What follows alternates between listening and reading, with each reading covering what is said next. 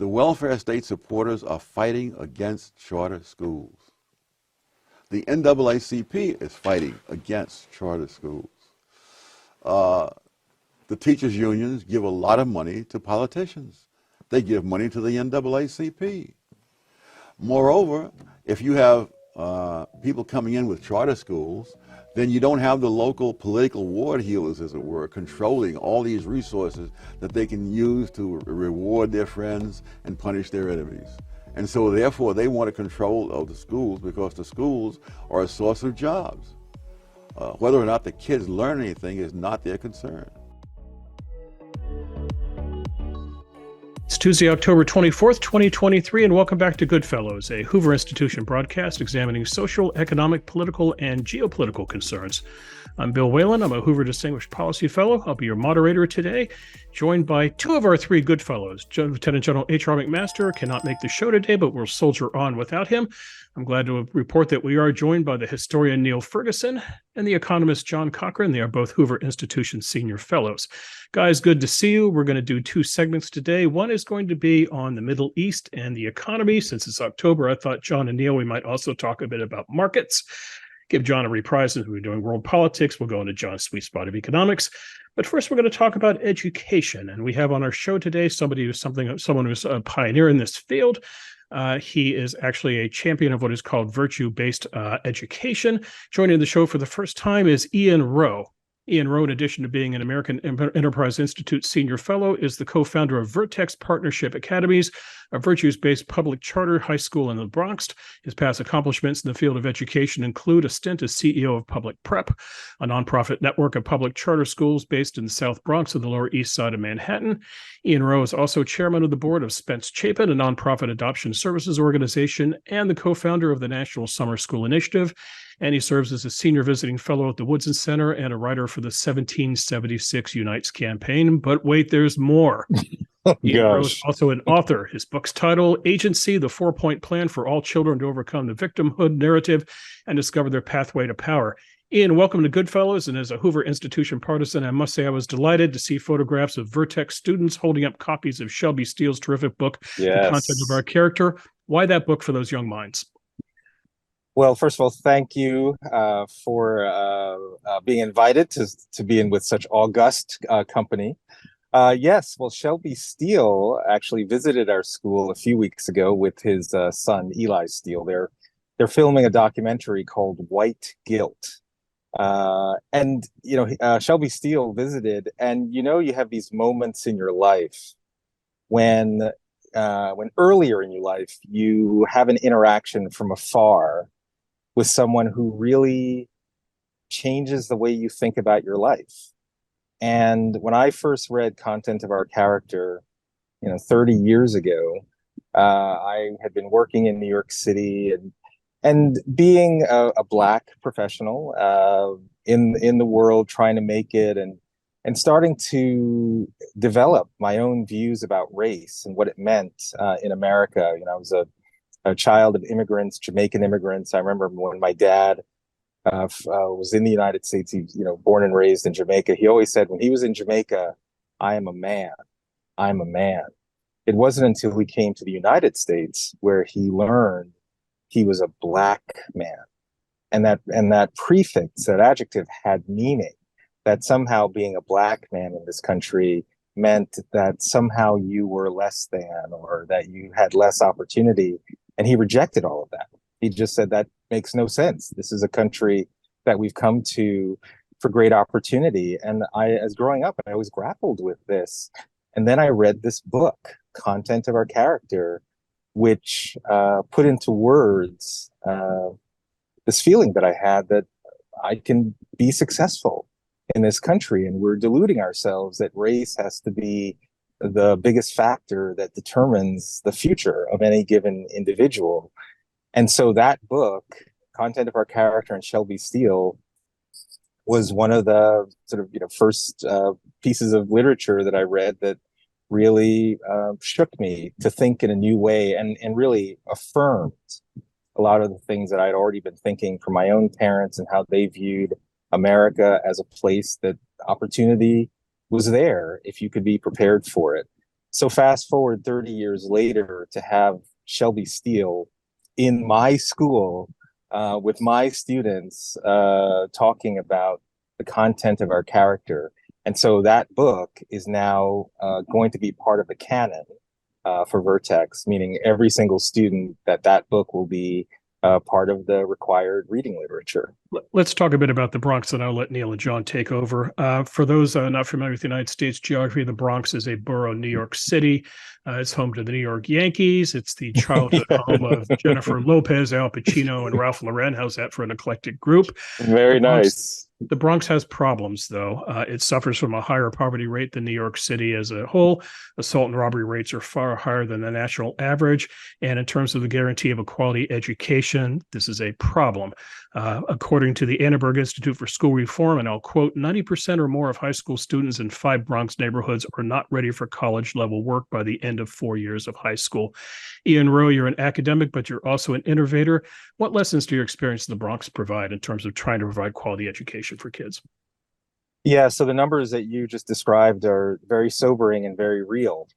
Right now I'm sitting in District 12 in the Bronx, which is one of the highest poverty districts in the country. And most people think when they think of poverty, they think of mostly rural locations, Mississippi, Alabama, which certainly have their challenges. But in places like the Bronx, you've got density of poverty. So you've got housing projects.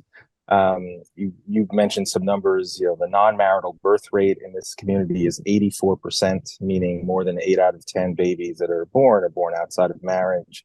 And that,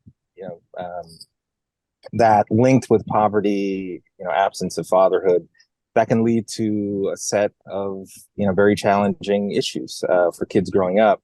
And I've determined to create an empowering alternative for our students. And the thing that's so challenging as it relates to education, we just reel off these numbers. There is a legislative structure that bans the ability to open new schools. So we are what's called a public charter school. And I guess for your international audience, that is an innovative structure within the traditional public school system, where unlike most public schools that are governed by teachers' unions, that have a bevy of regulations, we are allowed to operate much more freely. We have the ability to determine the curriculum, to devise a virtues-based structure, to set compensation levels that pay our teachers well. We have the ability to hire and fire our own teachers without going through a 3-year rigmarole. And so we are a public charter school. But even when we built this, what we believe is a world-class, virtues-based international baccalaureate high school, we were sued by the teachers union to try and shut us down even before we opened. Thankfully, we were victorious and now are open and able to demonstrate that we can build a great school in this community. But it's a microcosm of the larger issues facing American public education, where there's a lot of barriers to provide what should be standard operating procedure for every kid in our country, which is the ability to choose a great school for their future. So I'm a keen fan of charter schools, and New York has become a kind of experimental laboratory. There's success academies there too. I think it might be helpful for the audience to get a sense of why charter schools help not only the kids who go to them, but help raise standards generally. For me, this is a really powerful argument in favor of this kind of educational structure. By getting different kinds of schools at work, you actually end up improving education generally. Talk a bit about the kind of spillover effects, the positive network externalities, as John would probably like me to say. Yes. And I'll make one comparison for your listeners who are in England. A public charter school is akin to what you would call a free school. So we are big fans of Catherine Burblesing, who leads something called the Michaela Community School. And Catherine's actually working with us at Vertex and helping us devise our strategy and professional development. So it's a similar kind of structure where your intake is, kids from every background. It's not selective. And we take children in some of the toughest communities and provide an exceptional education. To your point about how charter schools not only benefit the kids inside the school, it benefits kids who are even in neighboring schools. So Success Academy is one example of that, where they've reached a level where, and in charter schools in general, like for example, in Harlem, I think the numbers are somewhere to the point where 60 to 70% of all of the kids who now are in Harlem are attending a public charter school. And what has tended to happen is that the district school, the traditional district schools, when faced with, sometimes people don't like the word competition, but that's what it is. when faced with this competition, they're forced to improve. Because what typically happens is that the parents and families vote with their feet.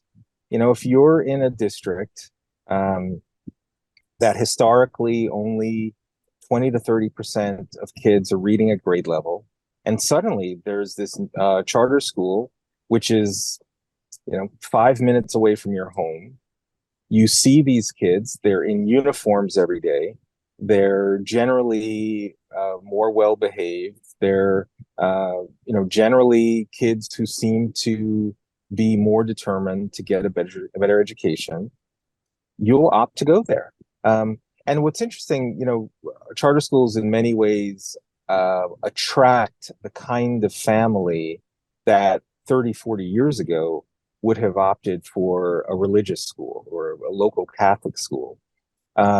Because in many ways, many charter schools like us, a virtues-based school, are very values-driven, a lot of order, a lot of discipline, academic rigor, high expectations, but we're tuition-free. And so a district school will lose their students to public charter schools unless they improve. And so there's been great data, not only in New York City, but in other locations, especially when there's a concentration of high quality public charter schools. It almost forces the overall district to improve. I'm so glad you mentioned Catherine Burble Singh, a good friend of mine and of my wife Ayan's. Ayan recently visited that school, the Michaela School, and it's just a great example of how you can make a change in the debate on education by just modeling good structures, high quality education, and the kind of values that I know are central to what you're doing. And this is a fight that's going on all over the world. There's some great research showing that wherever there's more competition, even if that is a dirty word for some people in education, standards Right. generally go up. And you're just a perfect illustration of the point. But I know John wants to come in, so I'll shut up. But that was and just to linger on the point just for a second, in the absence of competition, there's no countervailing force that compels schools to improve. Generally, state authorizations, they're very lax, they're very lackadaisical. So a traditional district school, in Baltimore, Maryland, another city, just a couple hundred miles from here in New York, you have 25, 30 schools in which literally zero children are passing the annual state proficiency exams in math and reading. And this has been going on for a decade, right? So where is the force that's compelling those schools to change? And so it's not an insubstantial point. The need for competition, the need for some entity to create, Adam Smith, the invisible hand that forces school leaders to shift. So I just wanted to underscore the point. This is actually Milton Friedman's original case for vouchers was not to create charter schools, but simply to introduce public competition in traditional public schools, and that competition would be the secret sauce to force change. I think I want to back up a little and tell us, what is the secret sauce? How are you producing such amazing results with a very challenging group, because it's not just, oh, we have a charter model. It's what you do with the charter model that matters. And then I want to, well, I'll ask my second question later. So first, give us a hint of what it takes to run a really successful school in such a challenging neighborhood. Yes. Well, the primary answer to that question is never accepting that our results are so amazing that we can't continue to improve. So that's really the underlying foundation, because there's always a next level of greatness. If you want to build a great school system, it's not a mystery. It starts usually with some kind of educational freedom or school choice, so that parents have the ability to select a great school that they believe aligns with their values and aligns with their expectations of academic rigor, whether that's an elementary program, middle school, high school program, specialization, but that there's a degree of choice, that you're just not forced to go to your local school, which unfortunately is part of the condition in many places, certainly in the United States. So that's usually the first element, that there's some degree of choice. Then it's all about school leadership, because we often talk about the quality of teachers, which is obviously important, but the quality of teachers is often driven by the quality of leadership within the school. Leadership then determines the selection of teachers, the professional development of teachers, and the culture that you build within the school. So, for example, it used to be that in selecting teachers, there were two primary criteria. One was subject matter knowledge, and two was pedagogical capacity, right? Does the teacher know their stuff, and do they have the ability to teach it? Well, increasingly over the last few years, a third criteria has become very important, which is ideological alignment. Particularly in the United States, there's become this kind of social justice activist nature amongst teachers, where they now feel it's their job to provide what they call the truth to students, that we're in an oppressive society, or there's an oppressor versus oppressed dynamic. And so we've become very clear that for our faculty, this isn't about some framework, social justice framework that is in your head that you're seeking to deliver to students. I mean, in fact, even with our schools, I've done a number of debates on critical race theory on C-SPAN, which is our sort of political information channel here in the United States.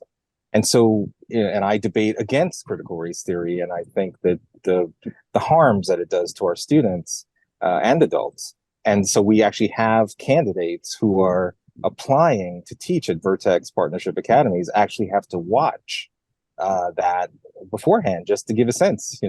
You're coming into a school where the leader talks about these things, and rather than talk about critical race theory in our school is organized around the 4 cardinal virtues of courage, justice, temperance, and wisdom. And we take that very seriously. For example, courage, the I statement associated with courage is that I reject victimhood and boldly persevere, even in times of struggle and uncertainty. These are words that we want our students to memorize, first in their head, and then ultimately in their heart. So another ingredient we think of building a great school is actually being clear about what it is that you're indoctrinating our kids in the same way that competition is often a dirty word. When you talk about public education, the word indoctrination is often also typically viewed in a negative sense, but we actually embrace it. Every school indoctrinates into something, whether you're doing it deliberately or not. And so we've said, we're going to be very clear that the cardinal virtues embody the very attitudes, behaviors, mindsets that we want our students to follow. So that's a second ingredient of what we think is important. And then from that, as you might imagine, a really knowledge-rich curriculum, direct instruction. We've learned a lot from Catherine Burblesing actually on this point, that for a lot of our students, a sort of constructivist or inquiry-based model is much more challenging with students who oftentimes don't yet have the kinds of background knowledge that one can assume in more middle and upper class communities where they may have had a stronger foundation growing up. And so our teachers actually teach. We can't just make the assumptions that our kids are going to museums or other things on the weekend unless we're starting to do that, which we will be, frankly, for our school. So a very content-rich curriculum. In our case, we're going to have a very rich canon of books from the best works in literature, from Shakespeare. Our canon basically will be books that are at least a generation old, works that have stood the test of time, great works in literature, music, art, poetry. Our students will learn poetry like Invictus by William Ernest Henley. I am the master of my fate. I am the captain of my soul. All of these are ingredients. There's no silver bullet. There's no, anyone who runs schools, it takes all of these things. It takes educational freedom, school choice, it takes great leadership, great teachers, mission alignment. It's all of these things. If I could quickly follow up. Yeah, the one thing we didn't mention about competition and Neil's point about complement was its network spillover. Sorry, Neil, I didn't get that right. The big criticism is, well, what about the kids who are left behind? Well, if by improving the local public schools, that you're also helping them. So I want to turn to what went so terribly wrong with the other schools. And Neil may chime in on U.S. versus Europe. My impression is that European schools, even though they're government run and you don't have much choice, or they at least used not to be quite so terrible as inner city U.S. public schools. They're run by teachers' unions as well as ours. What was particularly pernicious as ours? And you mentioned the social justice thing, and I'm aware that these days, if you get a master's in teaching, it's 100% social justice and critical theory, and very little how do you actually teach kids how to add. So it's difficult to get through that. But why did the teachers' unions in the U.S. not just demand higher salaries and protections, but did they so thoroughly ruin the product? And this is also, it used not to be so bad. I went to an inner city public school, actually. It was a 90% Black high school. It was great. It was tracked. And I was in there with the kids of the Black elite of the South Side of Chicago, and we went off to Ivy League high schools. But that, whatever secret sauce Kenwood High School had in the 1970s doesn't seem to exist anymore. What went so horribly wrong in inner city U.S. schools? Wow, how long a segment do we have? Not much. Oh, in 30 seconds. Well, honestly, it is a complex answer because I could talk about the decline in family structure. You're talking about the Black community. We cannot deny the fact that, in the United States as a whole, the non-marital birth rate in the Black community is 70%. In the mid-1960s, Patrick Moynihan wrote a report on the state of the Black family. He was calling attention to what he thought was a crisis, which at the time, the non-marital birth rate in the Black community was, I think, 23.6%. You're doing very well with these kids. So that's not, and it was pretty bad back then too. Yes. No question. We are doing everything in our power to overcome what are challenging family structures and other conditions that have made it much harder. I think in the past, there were more stable families, frankly, more values alignment, and I'll also say a greater focus on personal faith commitment.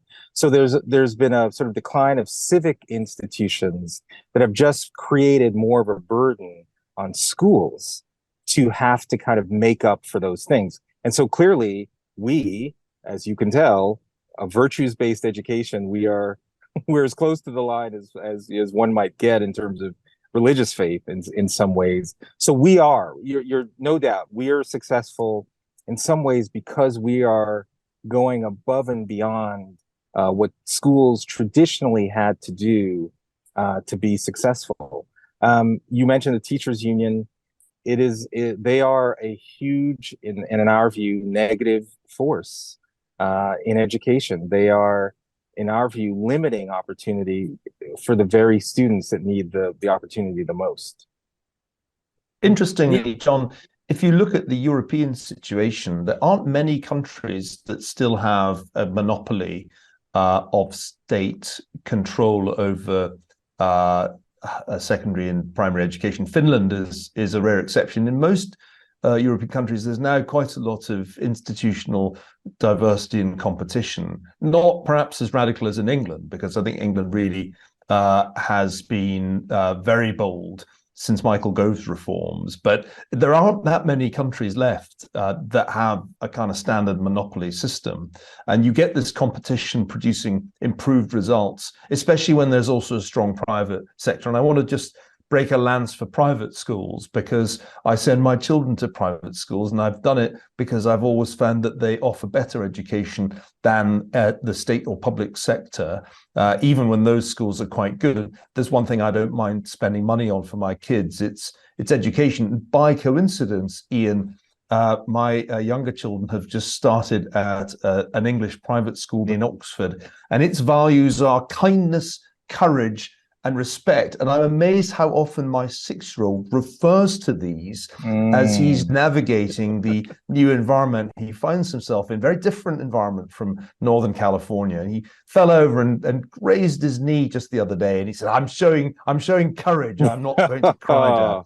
But your point about indoctrination is dead right. These things really matter to young kids, and they'll reinforce what you're doing at home. And when home is weak, they'll really be extraordinarily important. So I have a question for you before we're entirely out of time on education. It's about homeschooling. A lot of people in California, in my and John's kind of social milieu, are really just opting out of schools, or they're setting up their own mini schools at home. This was really reinforced by the pandemic, but it's persisting. It's not just people working from home, they're doing school at home. And I have to say, I'm really quite skeptical about this, because I think school is partly about putting your kid in amongst a whole bunch of other kids and not just a tiny bubble full of kids. What's your view on homeschooling? It seems to be quite a craze in the US these days.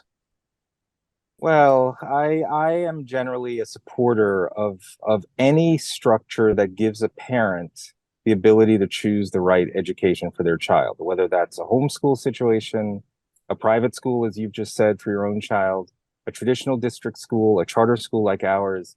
Generally, I want to push power into the hands of parents. In the Black community in the United States prior to COVID, there was only about 3.3% interest of Black families in homeschool.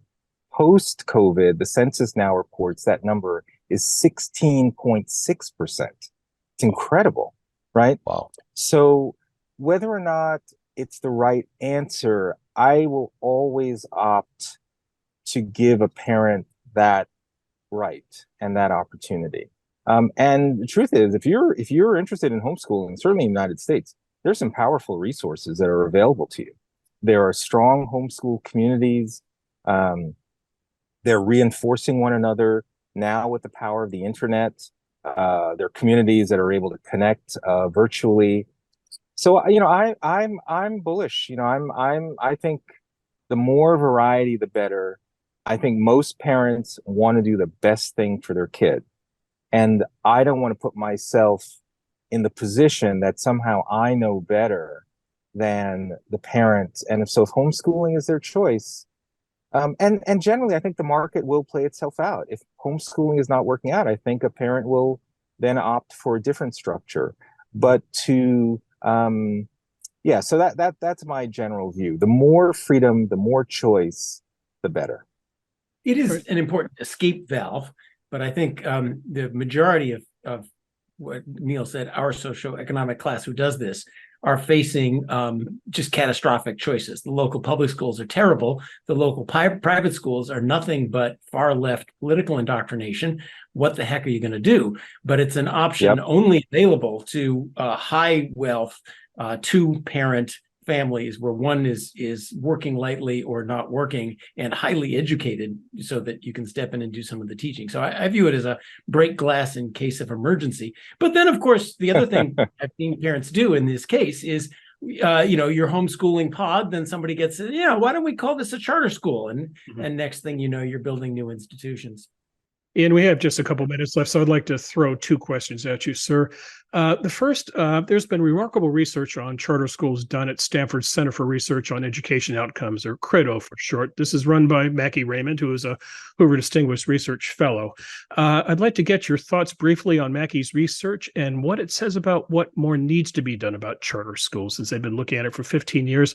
And then the second question, Ian, is we've spent a lot of time, John and his fellow economists at Hoover, talking about the future of work. This is the debate of working in the workplace versus remote work. Let's talk about the future of education and the competition. There's traditional public schools versus public charter schools versus private schools, but now the debate, as Neil brought up, about homeschooling versus classroom. If you were a betting man, who would you bet on? All right. So first, related to Credo. So first, let me confess that Mackie Raymond, I'm proud to call her a fellow Pahara Aspen fellow. We were in the same cohort for a few years to get together. So I'm a huge fan of Mackie and her work. And the great thing about the Credo studies, I think there've now been 3 of them. So it's not just this last one, but consistently over a number of years, they've been able to show a demonstrable difference between those students who enter traditional district schools versus those that enter public charter schools. And sometimes people say, oh well, charter schools, they're selecting, or it's selection bias, and maybe to some degree that is slightly true, but the extent of the analysis that Credo has done makes it absolutely clear that by orders of magnitude, kids have additional, I forget the exact numbers, but it's significant additional years of learning if a student goes through a number of years of a public charter school versus relative to a district school. And so I just think it's great evidence. I mean, we have a lot of detractors, unions in particular, detractors who have no basis in evidence. And so the Credo study is very helpful to us as we approach legislators. I mean, in New York City, right now, as I mentioned, there's a barrier, there's a cap. So we can go to legislators and say, look, here's the evidence. And at least some of them will actually listen. So the Credo study is extremely important for us to go to advocate. So that's the first thing. Right. Now, who's going to win the competition? And maybe Neil and John, you want to wager a bet as well. Well, just on the future work, let me just say one thing here. One thing we're trying to do at Vertex Partnership Academies is break this idea that college is the only destination post high school. So in our school, at the end of sophomore year, and we have an international baccalaureate model, but at the end of sophomore year, students will be able to choose either the IB diploma, which is a more traditional college or career pathway, or something called the IB careers model.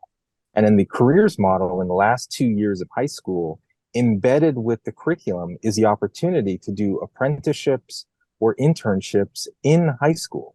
So for us, our first industry will be computer science, where over the course of 2 years, you'll learn how to become a computer programmer, and that you will actually, at the end of high school, have an industry credential with labor market value.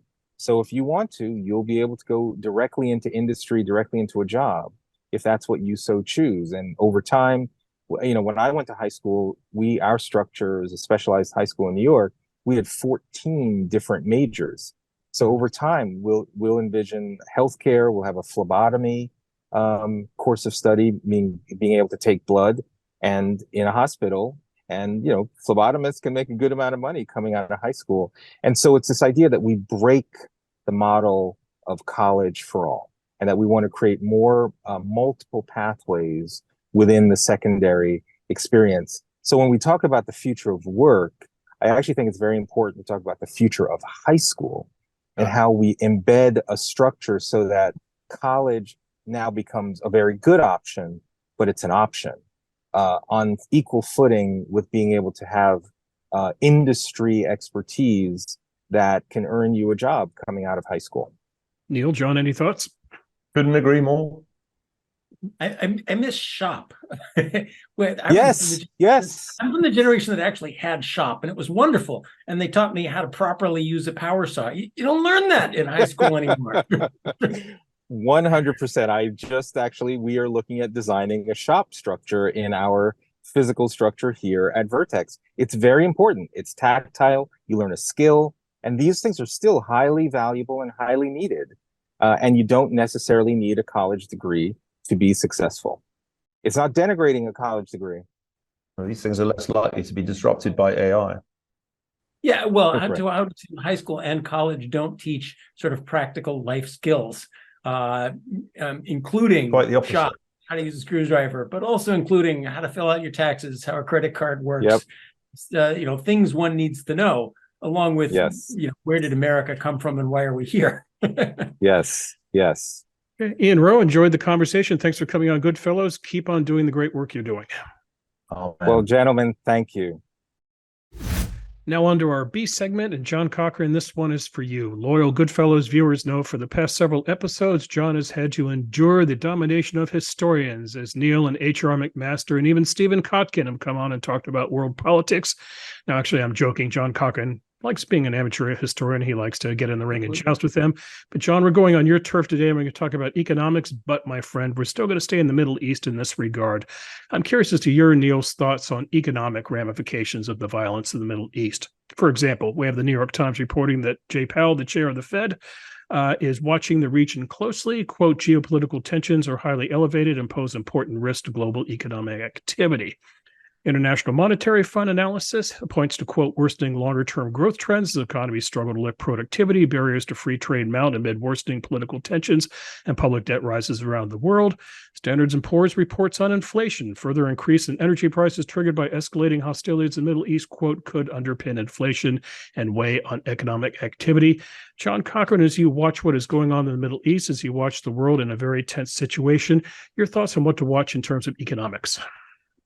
I don't think there's anything particularly deep there, and that's all right and fairly obvious. For the moment, not a big effect. If this turns into a big shooting war in the Middle East, big effect, and not just via oil prices. Mm-hmm. Neil? Yeah, I think that's right. If you look at the Middle East crises since, go back to 1967, most of them haven't had really major economic ramifications, say Lebanon 1982-83 or any of the recent Gaza crises. But there's one big exception to that rule, and it's 1973, the Yom Kippur War. This crisis began, of course, with a surprise attack, almost 50 years to the day after the Yom Kippur War. And that's why I think we should think carefully about what the consequences of that war were. The reason it had such enormous economic impacts was the oil embargo that the Arab OPEC countries imposed not long after the war had ended with a ceasefire, and imposed, of course, on the United States as well as on other countries that they deemed to be supportive of Israel. And that oil shock, which quadrupled oil prices, turned an incipient inflation into a really major inflation and indeed a stagflation. Now, I don't think that's going to happen this time around. For example, it's hard to see today's Saudi government wanting to go all out with an oil embargo in the United States. I'm picking up signals from the Saudis that while they've had to kind of join in the chorus of anti-Israeli, pro-Palestinian rhetoric, they still would quite like to salvage what's left of the rapprochement between Israel and their own kingdom. So I don't think it's likely that this conflict, unless I'm very much mistaken, produces as big a shock. But here John is saying a very important thing. If the conflict escalates, and it could, of course, happen after we have this conversation, to the point that the United States is attacking Iranian targets to try to bail the Israeli Defense Forces out in a major regional conflict, then oil prices are clearly going to surge much higher than they currently are. And that will have ramifications, not least for Jay Powell and all the other central bankers are trying to get inflation back down to those 2% targets they all have. So we're all also, our economy is less dependent on oil than it was in 1973. We have other supplies, greater substitutes. The direct oil prices thing to the U.S., I think, is smaller, larger for Europe.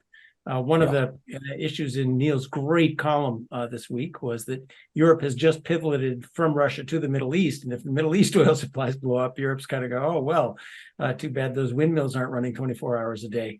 So it'll be more for Europe. But I think my greatest fear is not something simple like oil prices, where, we kind of know how to manage that. But if something really bad happens, if a nuclear weapon goes off, then you tip over into generalized financial panic.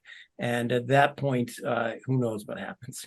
Well, John, elaborate on financial panic. What do you mean by that? Well, when a big event happens, all sorts of things that we've been not paying attention to start to bubble up. Right. I learned from Niall's work about the First World War that stock markets would have collapsed had they not instantly been closed.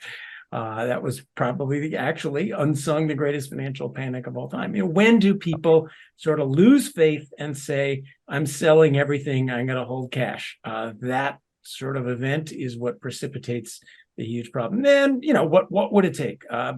Nuclear weapon going off, I think, would do it. The China invasion of Taiwan, I think of as precipitating that sort of global financial thing. Pacific trade comes to an end, and who knows? You look at your investments and say, well, I don't know where everything is. Let's sell now. That is the kind of event that I think is the big one that I worry about.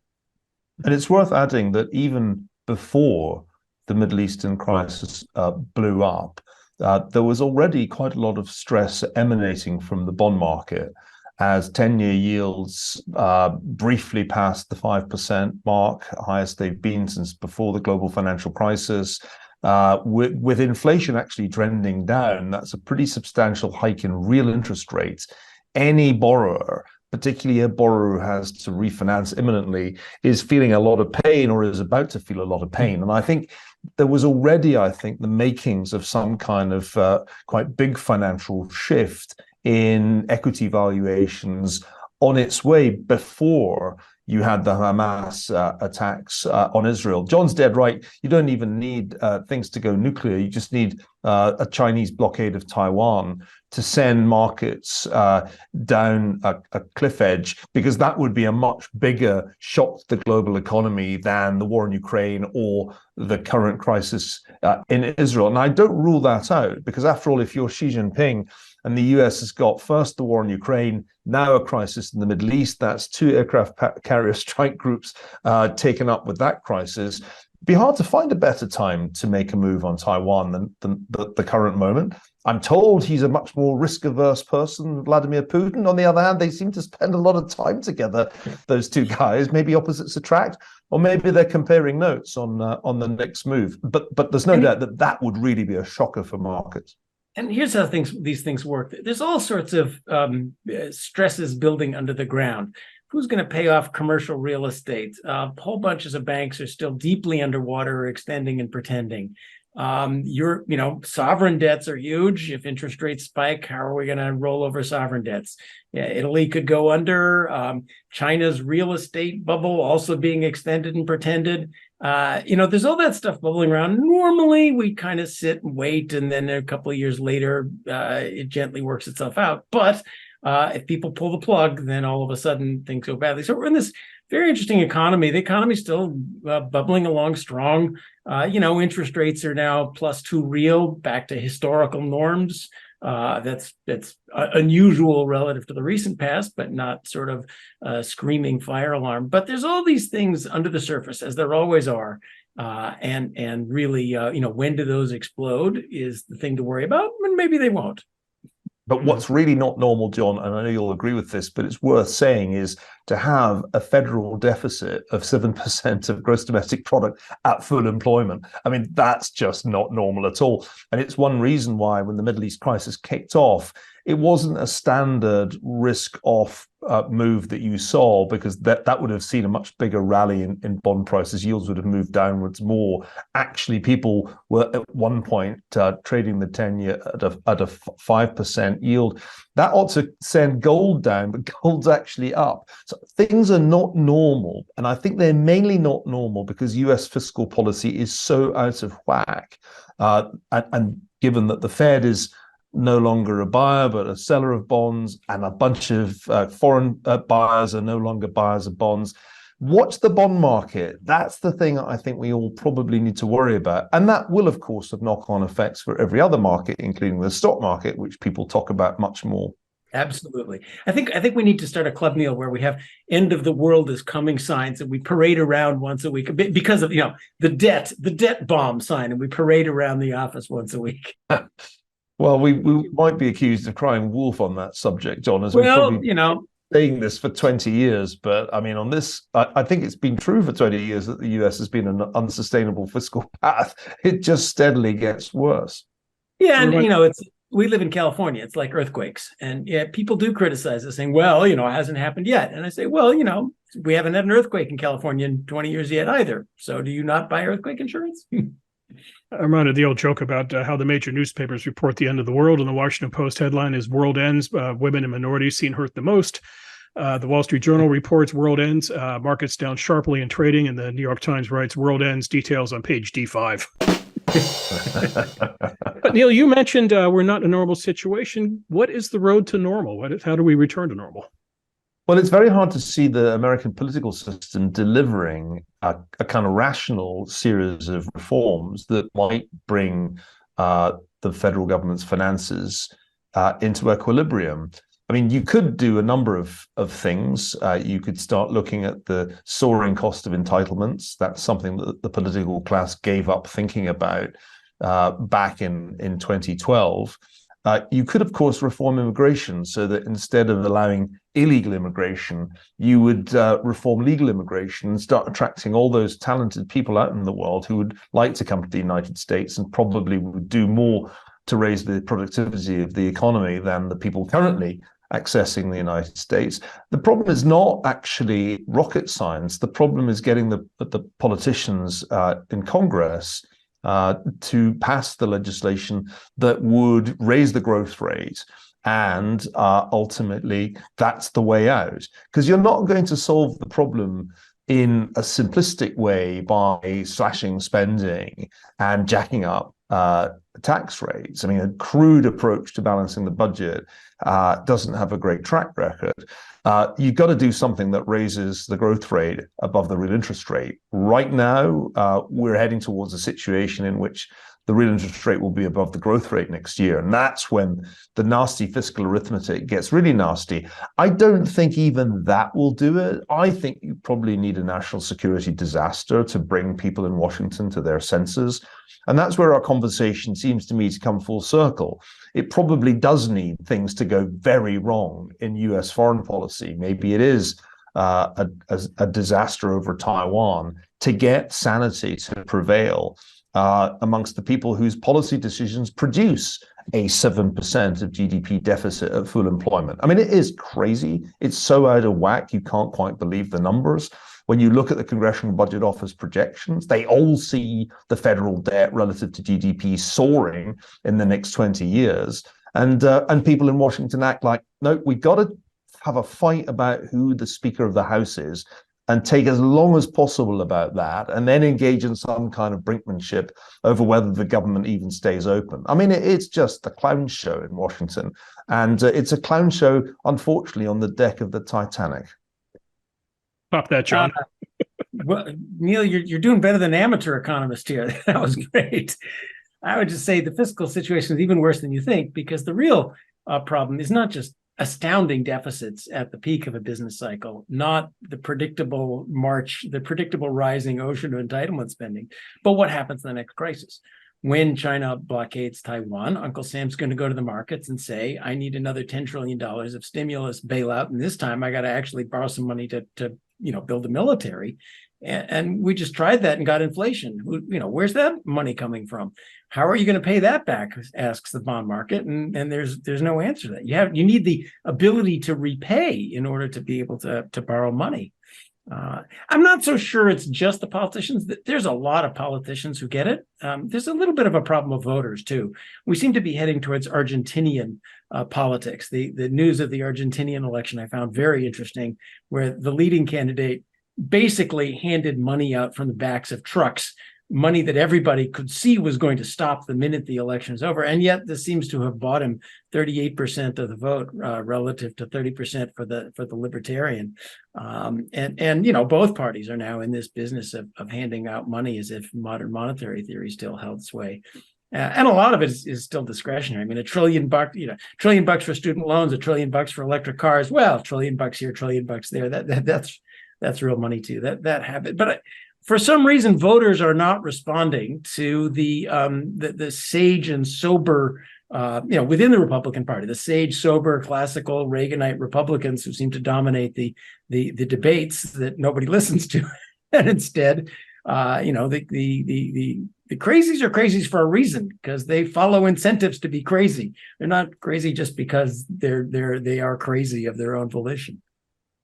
Final question, gentlemen. This may be whistling past the graveyard, but with a few trading days left in October, we have so far avoided 1929. We've avoided 1987. We've even avoided the Great Big Panic of 1907, which I'm sure you both remember quite well. Question for you two: as you look at the market and the market's health, are you bulls, are you bears, or are you some other creature?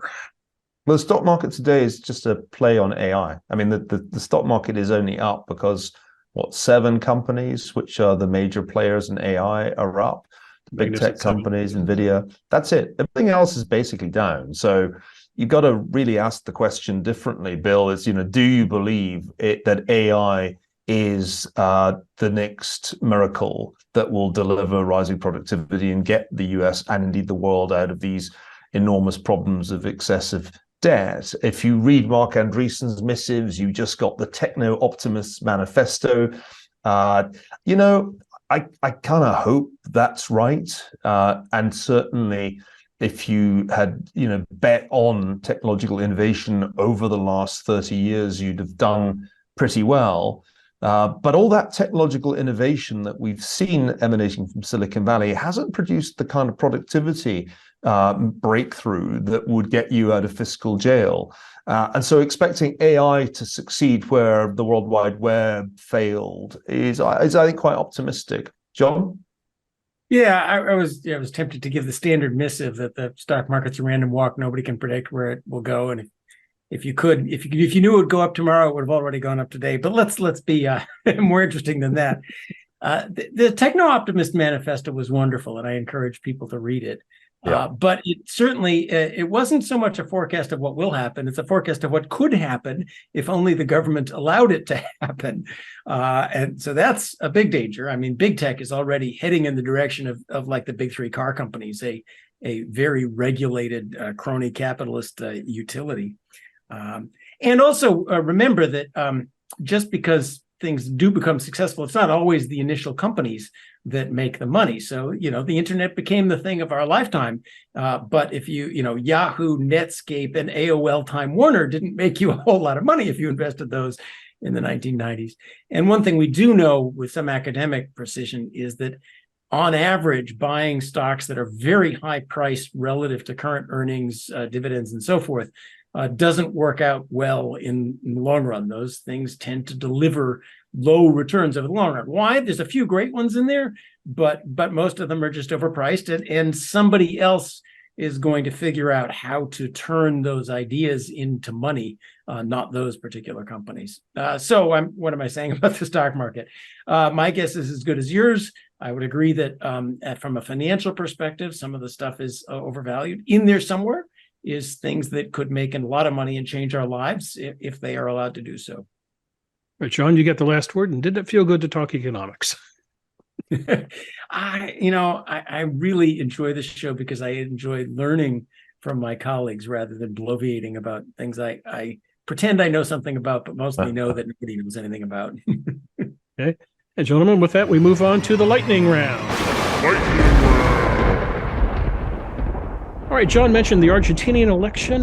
There was another election recently in New Zealand, which has elected its most right-wing government in the generation with the promise of rebuilding the island nation's economy and offering tax relief. Any thoughts on that, gentlemen? Yay. Yay.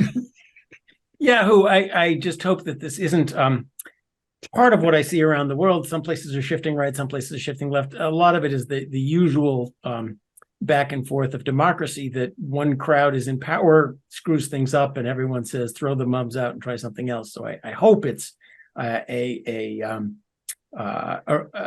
hope it's people sort of coming to their senses long term about what works versus what doesn't. But I'm old.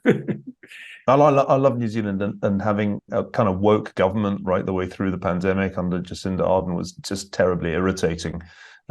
You feel like New Zealand's getting back to being New Zealand with the All Blacks in the Rugby World Cup final as well. But HR isn't here to add his voice to the rugby conversation. No rugby. No rugby today. No rugby. All right, let's see if we could get Neil to say something more than yay. Let's try a two-word answer from Neil. You mentioned the speaker situation in Washington, Neil, the chaos that is that. One thing about being the House Speaker is you do not have to be a sitting member of the House of Representatives. So, gentlemen, I put it to you. If you could choose someone from outside of the United States Congress to be the House Speaker, who would it be? Well, it would have to be a British parliamentarian, because the problem with the House of Representatives is it's just a terrible show. And the House of Commons is just, 3 orders of magnitude better, even on a dud day. So I think the Speaker should be Boris Johnson. I think it's high time Boris played the kind of role that he seems destined to play. He has, of course, American roots. I think, if I remember rightly, he was born in New York. So Boris for Speaker. John, who other than Bojo? The problem isn't really the personality of the Speaker. The Republicans have a tiny majority. And this is a problem that parliamentary systems run into. When there's a tiny majority, and extreme people can hold everything up, which is what's going on right now. Not something we're used to. So how do you break it? I do have a sense that back in the old days, the Speaker, by controlling money, power, and access, was able to keep people in line. So maybe I'll nominate Lyndon Johnson as one possibility, because he certainly knew how to control the strings of money, power, and access and keep people in line.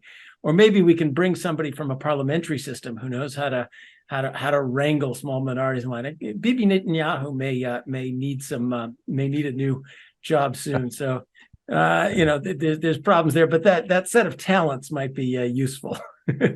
All right, guys, final question. Rob Gronkowski. Neil, you may know who Gronk is, as you were once a Bostonian, and Gronkowski was a tight end for the Patriots. He now says he wants to play flag football in the 2028 Olympics. Apparently, yes, flag football is now an Olympic sport. Question to both of you: which Olympic sports most and least interest you? And let me start here. My choice, the one I like the most, is the 90-meter ski jump. The thought of flying down that ramp, soaring in the air, leading forward, then somehow sticking your landing and not killing yourself, that is incredible. The sport I like least, Neil, would be synchronized swimming. Why? Austin Powers ruined that. Go on, John, your turn. I've really grown tired of watching the Olympics. The constant jingoistic nationalism annoys me. It seems to have been invented in the 1930s, and we should get over that. And the endless coverage of a few boring sports like figure skating, as opposed to not. I would love to see some of the crazy sports that we never see. Where's the windsurfing competition? Where's the Hobie Cat competition? Where's the shooting and archery, and God knows what else happens out there? That I would find that much more interesting than waving the flag over two figure skaters. All right, Neil, take us home. Well, cricket, I think, has just been restored to the Olympic menu. So there will be Olympic cricket for the first time in many years, and that means more cricket, which must be a good thing. But I have to say I share John's general feeling of boredom where the Olympics are concerned. And that's because I just can't get excited by watching people run around in circles. Most people run around in circles quite enough in their daily lives without us having to watch people do it at varying speeds over varying distances on television. So just people running, I completely can do without people running. Sorry, I know that's where all the audience is, but for me, it's a bore. Okay, well I just want to, I want to, at the cost of repetition, I find it, America's place in the world is not to cheer and say, oh, America's beating Botswana in the 100-meter relay or something of the sort. Please, that's just unseemly. I actually disagree with you, John. I think it's great when nationalism is directed into sport where it can do least harm. It tends to be when it goes into other activities that it becomes a problem. So carry on cheering for the synchronized swimming, if it's what turns you on and gives you that patriotic thrill. And maybe, yes, if you live in a smaller country, Go Scotland has a little better ring to it. You know, there's something about we could just have some medal noblesse count oblige about it.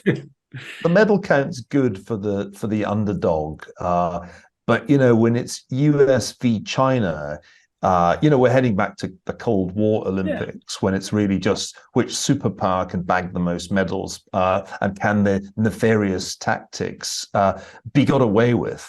No, you're right. Watch the underdogs. And when will we get Aussie rules into the Olympics? Still one of my favorite sports in the world, but played only in Australia. A wildly athletic game that you need to be more or less superhuman to play. I think I'll enter a bid for Aussie rules at the next Olympics. Is this another rugby question? I mean, please. Nothing to do with rugby. Very different sport from rugby. But worth checking. If you don't know about Aussie rules, it's a most amazing sport invented to keep cricketers fit during the winter. So played on a cricket pitch, but with almost no rules. And the one time I watched it live, I just remember thinking, how do they not die? They run so far, so fast. It's an amazing test of athleticism that I'm afraid I would certainly flunk. Yeah, then I have to put in a plug for sports that late middle-aged academics could possibly do. Time to put gliding into the Olympics, and let me tell you, that would be a lot of fun to watch. Gentlemen, thank you so much for a great conversation today. On behalf of the GoodFellows, Niall Ferguson, John Cochrane, the AWOL HR McMaster, we'll have him back for the next episode, I believe, and our guest today, Ian Rowe. We hope you enjoyed the show. Till we see you again, take care. Thanks for watching. If you enjoyed this show and are interested in watching more content featuring HR McMaster, watch Battlegrounds, also available at hoover.org.